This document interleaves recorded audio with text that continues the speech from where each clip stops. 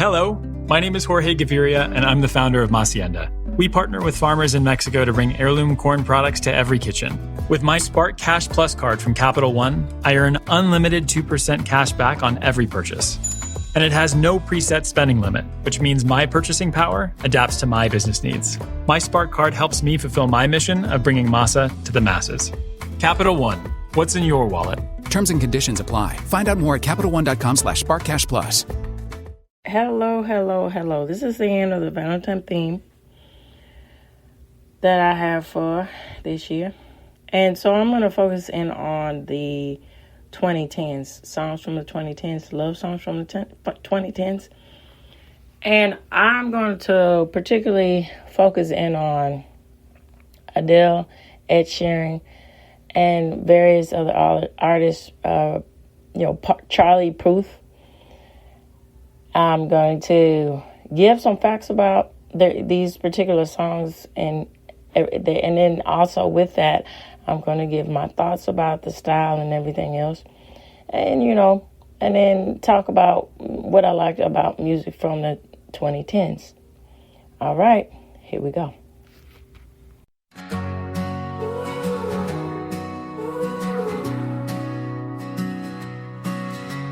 Caught in a whirlwind, done with the soft lies. Stars in my veins, I'm feeling so alive. Power in my heart, I'm ready to ignite. Walk through fire, babe, 'cause I'm feeling right.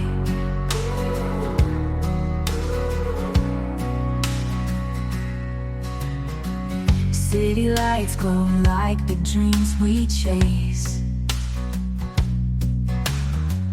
Mirror reflections, but I know my place. Fearless journey steps I won't erase. Okay, so here are some AI facts that is all about the particular type of sound and music that were very notable in the 2010s here. So the 2010s was a decade that saw a wide range of love songs with various artists contributing to the genre. Many of these songs have become iconic and are still widely popular today. Okay, with some even being considered as potential first dance wedding songs. All right, so All of Me, John Legend, Thinking Out Loud by Ed Sheeran, Lover, Taylor Swift, Love on the Brain, Rihanna, Best Part by Daniel Caesar, Just the Way You Are, by Bruno Mars, Slow Burn by Cassie Musgrave, Garden by Sia, Love by Kendrick Lamar, Beyond by Leon Bridges. So, and I'm going to go also and talk about my thoughts, and then talk about, first before my thoughts, then I'm going to talk about, now I'm going to talk about what's attached as far as the description of it, and then after I do that, I'm going to go in my thoughts. Now I'm going to change this up a lot. So I'm just specifically going to go in and talk about all of my perspectives of love songs from the 2010s. And so forth. So that's what this episode is about. Because I thought, why not end it out with a different perspective, just, freely talking and just giving my honest opinions. And here we go. So it says, Beyond by Leon Bridges, a love song with gorgeous vocals, enduring lyrics, and a timeless melody, making it an incredible love song. Now, Kendrick Lamar, a beautiful love song. Love was a beautiful love song that showcases Lamar's ability to write about love despite not being known for it. Garden, Say It Like That, that's specifically what it's supposed to be. It's an epic love song with a synth, like it's synthesizer melody. And it's saying that it has a perfect falsetto and meaningful lyrics that still sound brand new today. Slow Burn by Casey Musgrave. This is a love song with a unique perspective applying to romance and other areas of life with her album Golden Hour. If I'm not mistaken, I think she is a country artist, but I'm not quite sure. So Just the Way You Are by Bruno Mars, a romantic love song that tells someone they're perfect just the way they are, with Mars' milky smooth voice making it extra special. All right, Best Part by Daniel Caesar. A beautiful love song with stunning lyrics and vocals that blend perfectly with Her's voice, whatever that means, because it's an acronym for her, but I don't understand what that's referring to, but okay. Love on the Brain, Love on the Brain by Rihanna is a unique love song. Excuse me. Man, if I can't say it enough, where I live is hot, cold. Now it's cold. That wreaks havoc on the immune system. So bear with me. But yeah, keep active, vitamin C, everything else. But there's only so much you can do. But it's just wreaking havoc on my nasals and everything. But a unique love song with gritty vocals and a quintessential, they say, Riri, which she was tagged at that time being called Riri Tribe, all that stuff. Anyway, sound showcasing her ability to convey emotions through music. All right, Lover by Taylor Swift, a timeless love song that captures the feeling of being in love with a clear state of bliss. And this is saying that this is evidence in the lyrics. Thinking Out Loud by Ed Sheeran. So this is a romantic ballad that showcases Sheeran's ability to match lyrics with a melody, making it a special love song. All of Me, John Legend, of course, Chrissy Teigen, with meaningful and relatable lyrics. And I'm going to add Charlie Puth and Adele onto this and then give my opinion. All right, so here we go.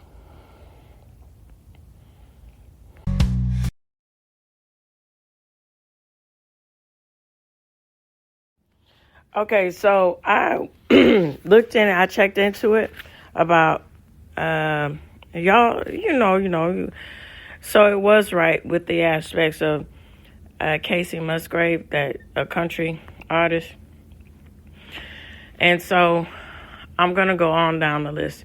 So I'm going to start out with Adele and Charlie Puth, and then go and give my thoughts about all of these artists, and then wrap up and give my thoughts about, from my point of view, my perspective about, I was in late teens, early 20s and so forth at this time, and give my point of view about the music era of the 2010s. All right, so here we go. So Adele, my goodness, when she first came out, she was just a powerhouse of soulful sounds. So, from my point of view, she was on, she had her element as far as pop vocal female voice was very soulful, but it wasn't the same as like Amy Winehouse, and the whole aspects of strong hitting female soulful pop British voices at that time was kind of wanting to see a new transition, because everybody was in shock. Unfortunately it wasn't shocking, because she did succumb to substance abuse, and that ultimately took her life, Amy Winehouse. But people were, looking for a different sound, and Adele really delivered. Now, what I thought that she brought to the table here was that she was very forthcoming with her background, or where she came from, or who she is. And she was very, you could tell that, a lot of her personality was seeped into her albums and seeped into her songs. So, I mean, I'm sure I'm not the first one to that notices or analyzes, but to me, it's as if she was making a capsule of the different transitions of her life. So what I mean by this, like,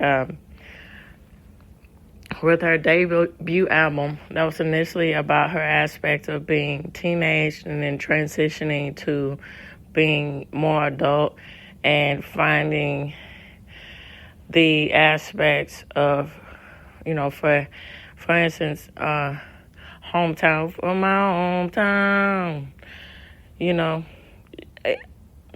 can really hear that emotional dissonance with the transitions or the understanding that things aren't the same, or wishing to go back to where you are, where you grew up, and seeing those people, but knowing that when you become an adult, and then specifically when you choose the paths to, that path makes you more successful, and that takes you away from your hometown, you don't feel quite the same. And that's very prevalent in a lot of the tones and the moods of that album. And then the Chasing Pavement, and again, it's very emotional and very impactful, and it just takes you on a journey of the aspects of, I don't know, it's something about when you're late teens, or mid to late teens, going on to your 20s, depending on your point of view about everything, you tend to be overtly more emotional, and the emotional height at that time, because you haven't quite experienced enough to figure out your specific positions towards things. So you're working all that out, and it's a lot that comes out at the same time, and you kind of like gotta transition that to be more subtle. Now, everybody's not the same. I'm just saying this as a general context here. And I think that she got that really good, that sort of emotional, not angst though, but emotional aptitude of, this is what is happening at this time of my life. And so as everything progressed slowly throughout the 2010s and on to now, you just see that overarch of her evolving and changing into the woman that she is of today, and so forth.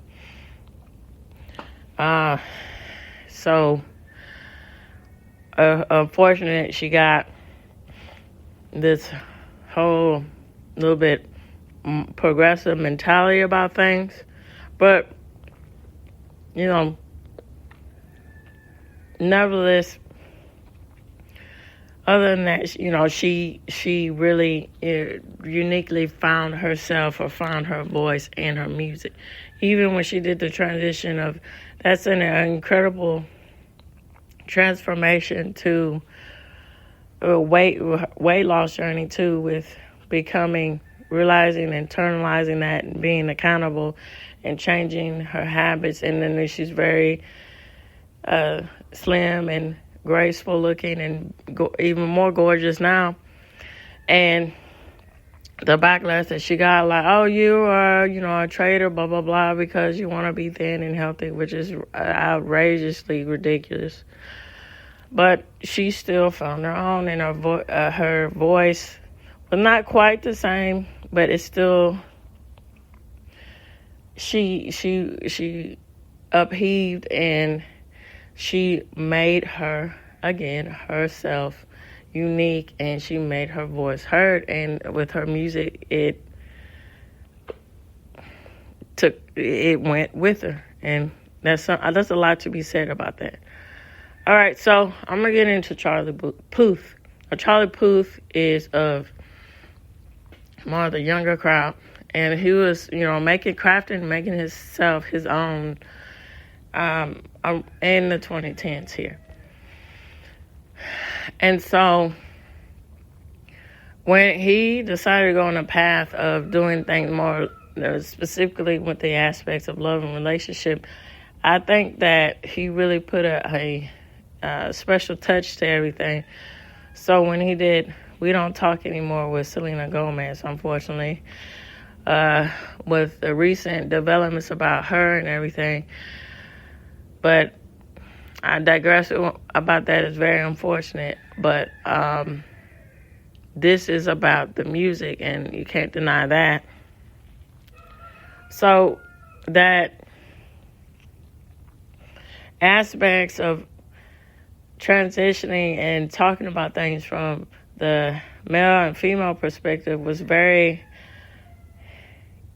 classy, I think, because, they could have took it a whole nother way, with making it overtly sexual or whatever.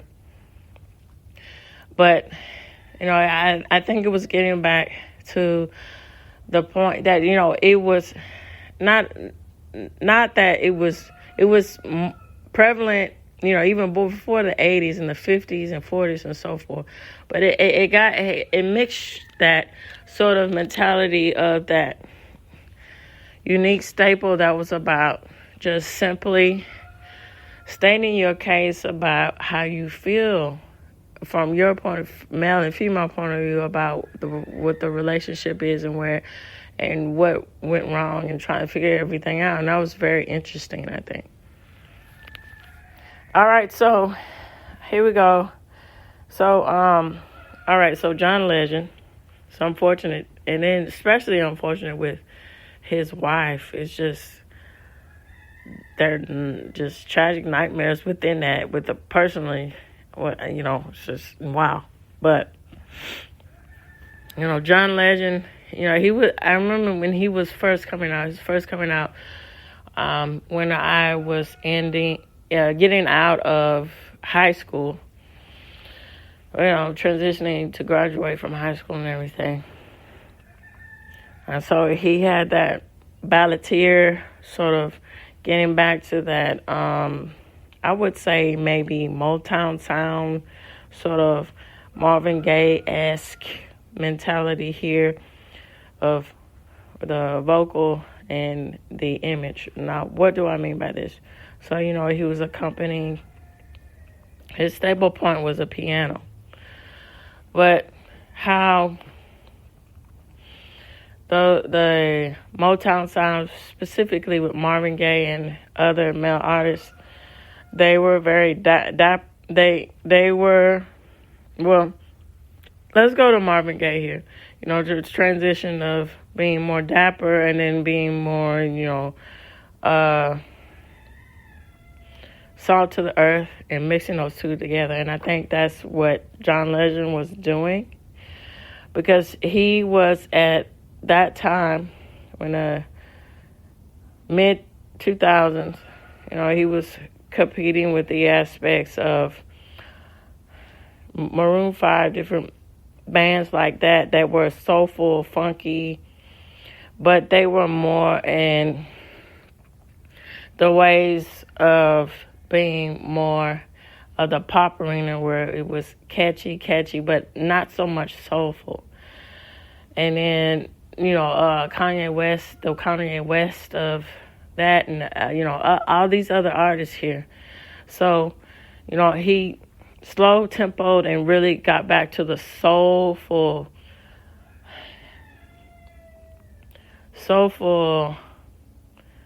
I guess, soft romanticism that can be of R&B and soul music, and blending those together quite well and quite nicely. And I think that with All of Me, that was a homage to all of this, specifically by putting his wife as a focal point of, confessing his aspects of his position and his ways and the relationship and why they're together, even despite her flaws. This is what it is. And so I think with the music video being shot in black and white, it heightened that aspects of the romanticism, or the romantic emphasis of what he's talking about. All right, so Thinking Out Loud by Ed Sheeran. Ed Sheeran. This guy, wow, he was very unique in that he proved a point that if you're talented, and you're going to make your mark both ways than one. Because he is essentially a singer-songwriter. So he, wrote his lyrics. He actually did it, and he wrote lyrics for other artists, and he was able to make that work for him. And so he was pop, he was in a pop realm, pop arena, but he put an extra element to it. And this is what I mean by this. So he was able to, again, tap into the aspects of singing in a soulful manner, but in a manner that's not, specifically. Okay, so I'm going to be quite honest with this. Sometimes it can be stereotypically, an aspect of soul music is stereotypically the image of African Americans sound, right? But Ed Sheeran here, just like, before him, and then, I'm pointing this out specifically because they are both of the same. They sound, they're very different. Like, he's more jazz, uptone, and, but they come from similar arenas. So Simply Red and Ed Sheeran here. So what these cats did, they were able to, again,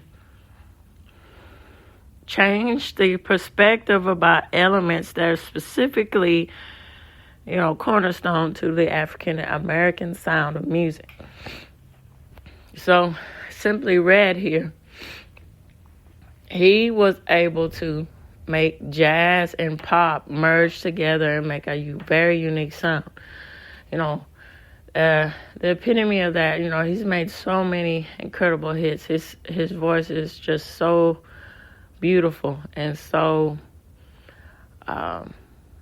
just the melody ranges that he does and everything, and the accompanying that with the saxophone or other kind of sounds is quite nice. It's holding back the years. You can really hear the jazz, soulful input of, again, going back to Adele too, with the aspects of reminiscing about something of your past and reflecting, going back to it and seeing that you can't really go home again.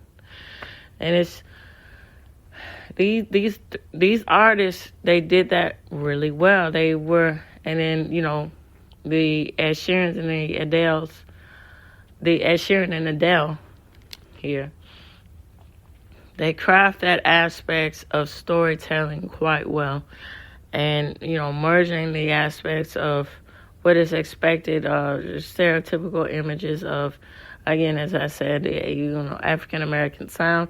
They made it unique of their own. All right, so Taylor Swift, I really don't get why she's all that popular, but she did manage to merge pop and country and go from country to pop. But I don't know. I just don't. It's just she did encapsulate that aspects of youth and losing in love and all that kind of mystique behind her. But I just, I don't know. It's just, you gotta, step it up a notch. And then she's not that great of a person either, and that makes it even worse. So, but I get it how, that's very attractive, especially with teenagers and people who are just coming to their own about in their 20s, speaking to those different dynamics of, being very young and trying to figure stuff out, yeah. So, Love on the Brain by Rihanna. So Rihanna, again, I don't get it because I don't think she has that much talent. But she looks the part and everything. And, I get it with the aspects, too, of going on along the lines. Ariana Grande did that really well after her with sex and sensuality, really making that your own and, displaying that with music and that being, the catch-all for your mystique as an artist. And so that was seeped a lot in her music. It was just very club-esque, upbeat, up-tempo, very pretty, very flashy in the music video. And music videos that was produced and made for her. And also she did that too with, I've Been Everywhere, man. You got that Johnny Cash-esque, but it's you pay attention to it. Those who are Johnny Cash fans or ever heard that song, like, hey, that sounds familiar with that catch that specifically rap artists, when they mix and they sample, they know what they're doing because that gets the listener into, hey, that sounds familiar, but I don't know why, so I want to listen to this song. That's why I like this song, because I heard this before. And that's clever because she had infused that in some of her songs too. And so, yeah, All right, so I don't know quite who Daniel Caesar is, but Bruno Mars, again, his music is very, again, going on the aspects of, at that time, One Direction and all this stuff, with, you hear it everywhere. It's very, I equate it to music, you just hear it in retail stores, you hear it everywhere and so forth. It's one of those things, And so with Casey Musgrave now, I thought she was very unique. She kind of reminded me, I don't know, I don't think it's fair to say, but I'm just saying from my point of view here, just to get the ball rolling. And I like to know what y'all think about what I'm talking about in today's episode, and I'll have the links for y'all to reach out to me. So she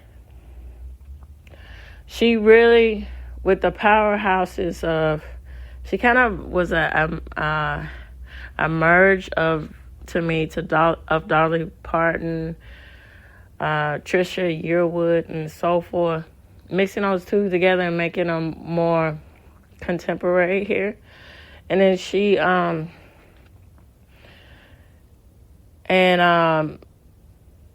she really made pop, and not so much pop, but she changed it. And some people say that today will argue the case that country music, and I think so, that's unfortunate. There are some country artists here that they stay true to their grassroots, but she's a really good country artist, even though she can sometimes be more poppy. They make the argument that more country music now is just a different version of pop. But what I think she did was she really was staying to her grassroots with country, but, flaring it up and making it just more contemporary, and that's quite different. So it's one thing to say you're a country artist, but you're just really in the realm of pop. Beyonce, yeah, if your posse or whoever's listening out there, I'm talking to you. Not a country artist, but I don't know how that happened. So, again, it's quite different when you're in a house of country, you're a country singer, but you just want to make your sound more contemporary so you can appeal to the masses a whole lot more, because, it's unfortunate, but I understand that, country music isn't for everybody, but the elements that she put, Casey Musgrave put into, and then how she performed when I initially saw her on SNL and other things, and her music videos, how she performs is very contemporary, and it's more appealing to the masses, and I think that was a good technique on her end or the record label or so forth. So Sia, she was quite unique. So when she first came out, and specifically, this is a lot of this very telling in her music videos and so forth. She just gave me a lot. She just reminded me a lot of Kate Bush, and what I mean by that is she was sort of like a art house, very nouveau sort of artist, to where there were performance characters in their music, but they were, singers at the same time.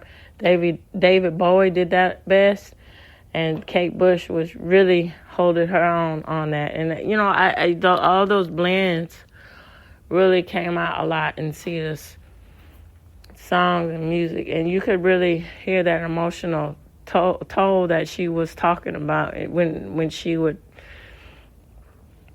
talk about her aspects of everything from being experienced, from a female perspective and so forth, and then specifically with love and relationships. And so Kendrick Lamar, I get it. It's one of those, I think he was going on the same bandwagon of Kanye West, of being more, being soft to where, mass appeal and everything. And Leon Bridges, again, I think he was uniquely Motown sound, and very dapper in the way he looked and sung, and very bravado. And I think he brought a lot of those elements to his music. All right, so my point of view, I'm going to end on this. My point of view about songs from the 2010s. I think they were a wide expression and a wide array of experimenting with music, with sound, and so forth, and trying to make it trying to just say what's out there, what's next. And so I think case in point here is a really good example is Stop Me by Mark Robin or Mark Rubio anyway. So that was a song that was very popular beforehand from the Smiths. Now the Smiths is a new wave, very emotional, very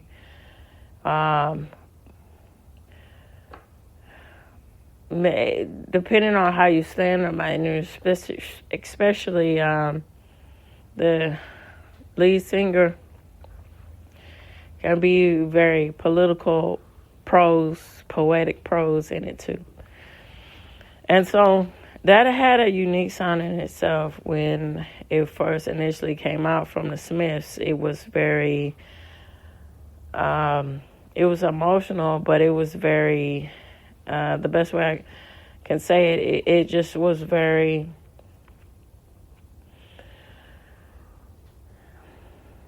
I'm trying to it just wasn't the same. It's just like night and day. So it wasn't as soulful here. It was just, accompanying what you were hearing in the new wave sound most of the time was it was either a mixture of highly emphasizing on the symphonic sounds, or it was stripped down, a blend of everything, a hybrid, or it was just, simply maybe a cappella, but some synth and so forth. And I think the Smiths was in that range, the lighter side of that range here. So when it was remade in the 2010s, you really took a different, you're like, you get that look, you take a second look and say, dang, this sounds familiar, but I don't know why. And this really, really putting a different spin and different perspective. And then when you find out and you compare and contrast the songs, then it's the 2010 version of Stop Me. It blows the original release from the Smiths out of the water, because, again, it was very soulful. It was very emotionally understood and about what the song is conveying here. And even when the Smiths came out with a music video here, it wasn't. It was lost in translation because you couldn't. Because it was people riding on their bicycles, but you can't quite. What is there a hidden meaning in that? But it just wasn't. Correlated to what do you exactly? What's the main message here? And so, Mark Robin, or I'm sorry, I don't know. I can't even remember his last name, but I know it's Mark something. And so when he got that singer to sing and belt out those lyrics, and then you get accompanying with the ladies and everyone else with the aspects of everyone, with her crying and water seeping from her, that, we're telling the story about heartbreak and all kinds of stuff and interlacing this with other elements. Oh, wow, that's very unique. That's different, even though it's a retelling of the same song. That's different. And those were the vibes that I was getting when I was coming about at that time. All right, so this reaches the end. It reaches the end of the Valentine theme aspects of the month of February, and then I'm going to get on to it. After this, I'm going to get on to other aspects to end the month of February. So I'd like to know what you all think about this episode, and you all think about previous episodes of themes, that all the different songs, the song choices, and the themes that I chose for this year as far as Valentine. All right, reach out to me. Those links will be provided for you. So this reaches the end of the Harvard Light. Tune in, turn up, and absolutely take care. Bye-bye for now.